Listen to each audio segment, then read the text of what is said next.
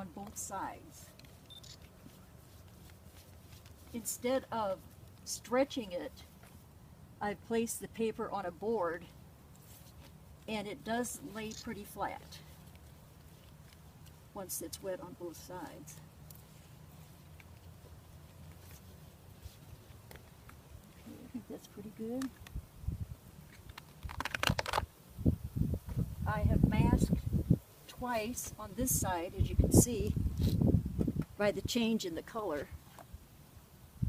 And I'm going to wet this, and it should flatten it and make it adhere to the board, hopefully.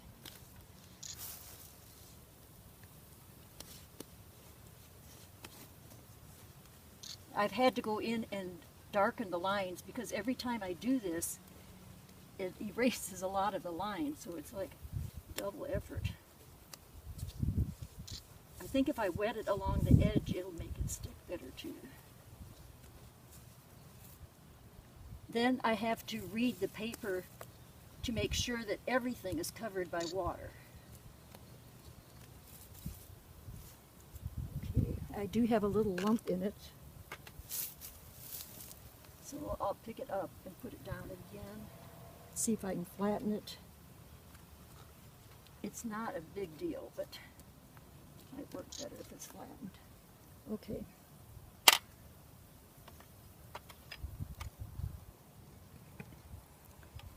Meanwhile, I've had an increase in the pigment. I've used a coral color to start with, and now I've added permanent rose.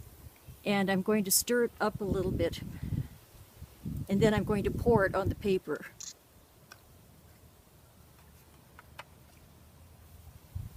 Okay, I'm going to pour it.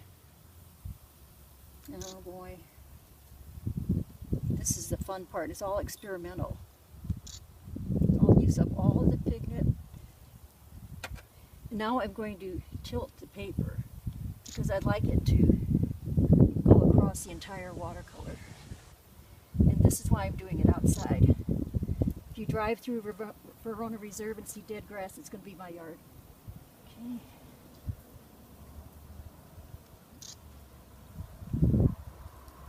And I think it dries about 50% lighter because the surface is wet.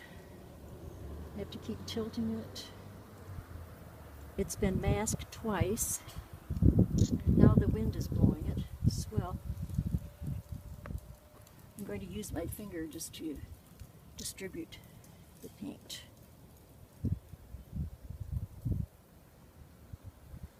Okay, I'm going to clean off the board a little bit. Didn't bring a rag on here.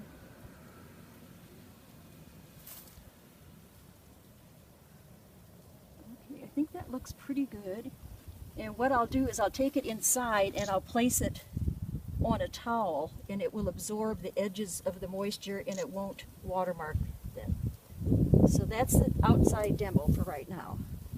I'm still tilting it a little bit.